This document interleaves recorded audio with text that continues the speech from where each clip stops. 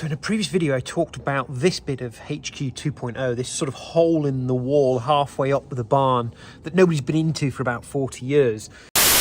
We have no idea what's in there. Nobody's been in there for 40 years. There used to be an external staircase. It's gone. There's no other way of getting into that bit of the building. So there's a whole story to that barn that no one's been in for years. I'm hoping maybe a Monet, Picasso, who knows? We'll see. Well, we found something interesting. A Picasso. Not that type of Picasso, though.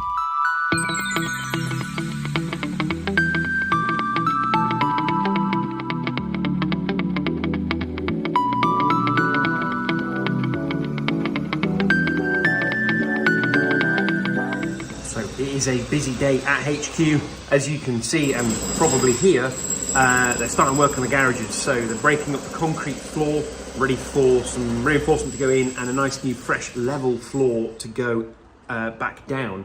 So yeah, busy and noisy. We're also having carpets fitted in the house at the same time, so it's chaos today. And in amongst all of this, you'll see there's a video on the channel about a certain Alfa Romeo that's broken down. So yeah, all of that is happening in and amongst all of this. Fun, fun, fun. Okay, some update on HQ 2.0. It is raining and horrible, but as you can see, we no longer have doors on the garage.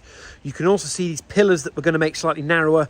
You can see how they support these sort of spreaders at the top and this massive, great big beam that runs along the front of the garage.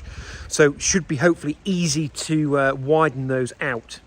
Okay, stepped inside because it's absolutely chucking it down. So the plan is the new concrete floor goes down to sort of level up along the back wall and across the garage in front of me. That's going to be shuttered up tomorrow, and then the concrete comes in a couple of days. Once the concrete is done, then these pillars can start to be thinned down. We were hoping just to be able to take a brick out either side. The reality of it is that by the time you've sort of taken a brick out of each side of this, you're basically removing everything but the middle two bricks. So what we're actually going to do is take these pillars out completely, acroprop up that massive great big beam at the top, and then build a new pillar with the lovely little rounded edge bricks which are arriving tomorrow. So yeah, not bad for 1 day's worth of work. All the garage doors are out, shuttering goes in tomorrow, and then when all the concrete is set, we can start on these pillars. Interestingly, there was a little sort of pad, I think there maybe was an office or something in this corner before, which has been pulled out, and you can see this bit wasn't actually very thick where they'd laid the pad, and it's just full of old bricks and stuff, which is quite interesting.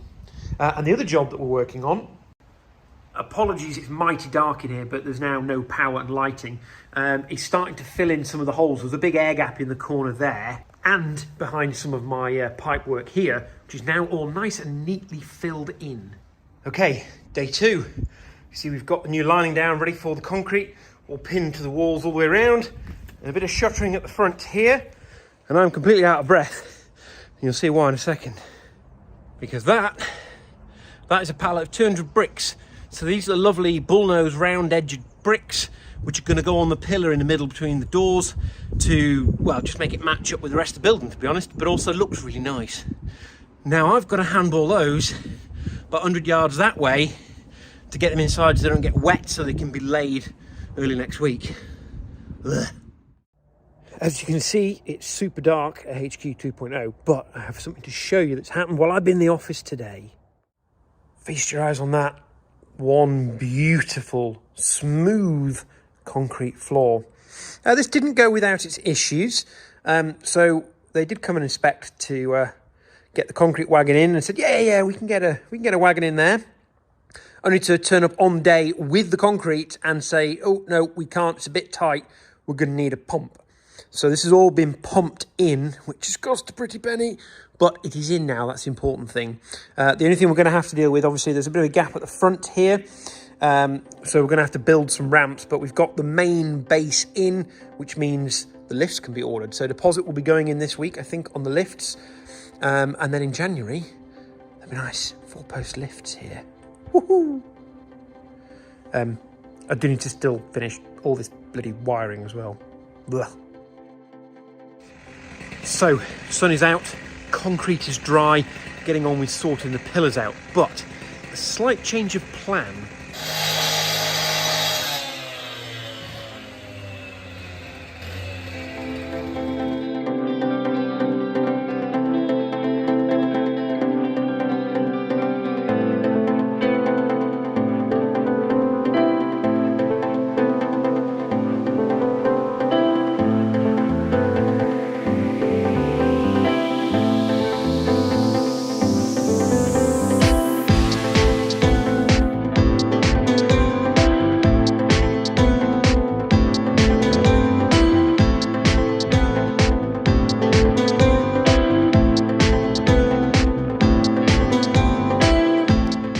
So you remember previously I'd said we were going to put some nice curved bullnose bricks in here, and because we were putting a brick in either side, it basically meant we should take the whole pillar down altogether. So we had a small problem with this. So just as we were about to start work taking the pillars out completely, we realised that if you put a bullnose brick onto here, so it's about 4 inches, you then mount your frame back here, again another 4 inches, you would need some very large hinges because the space out here for turning around is a little bit limited. So the doors need to open all the way back and flat onto the face of the building to allow you to actually manoeuvre cars around and get them in. As a result of that, what we would need is something called a Parliament hinge. So mounted here in the middle of this brick, and the actual pivot point sits proud of the building. Now that would mean a 200mm or 8-inch Parliament hinge, which for 1, 2, 3 garage doors with 3 hinges on each door because of the weight of the doors, that would be nearly £1,500 worth of hinges. Yep, 1,500 quid's worth of hinges.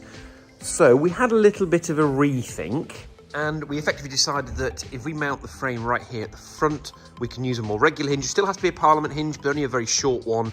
The 8-inch ones are very, very specialist and have proper bearings in because of the weight hanging that far forward. You have to have very specialist hinge bearings. So yeah, we're now going to put the frame right on the front here. It also means we could open this up a little bit more, and you can see this lovely detail at the top. Okay, the builders have finished for now. As you can see, we have a little bit of a lip to deal with, but that'll be the next stage of the program. I'm going to have to do something about the ground here. This ground actually leans towards the building, which we don't want, so we're going to hopefully raise that side of the ground and have the water run away from the garages. So that little lip there shouldn't be too much of a problem in the long run, but in the short run we're going to have to build some sort of temporary ramp at the front. Next job is to get the lifts in, so they're going in now in a couple of weeks' time. Deposit is paid on them. And then once the lifts are in, then get the carpenter in to measure up for these doors. Just look at the detail that was all covered up on this building. How lovely is that? You've got this great big square bolt and washer, which is holding that front end to the structure up here. Fortunately, you can't see it. Hold on. To that lovely structure there. And these lovely spreader plates are gorgeous. So we're hoping that the new doors are going to go in. The frame is going to go off at an angle and then continue along there. Leave out these stop chamfers as well, so you can see those. Those are lovely. Maybe try and get some paint stripper on the white strip above there, because it had like a cladding on the front. And then, yeah, we'll be left with these lovely details on the front. And then we're going to bring the doors as close to the front of the brickwork as possible. So when we put the hinges in, the Parliament hinges we talked about before, the doors will fold right the way back, and they will fold flat over the front of the building. That way we can get the doors flat and we've got maximum space for moving vehicles around, because if the doors are sticking all the way out, there's not going to be enough space here to actually get vehicles in. So not quite how we'd planned on doing it, but you know, you sort of live and learn a little bit with these things.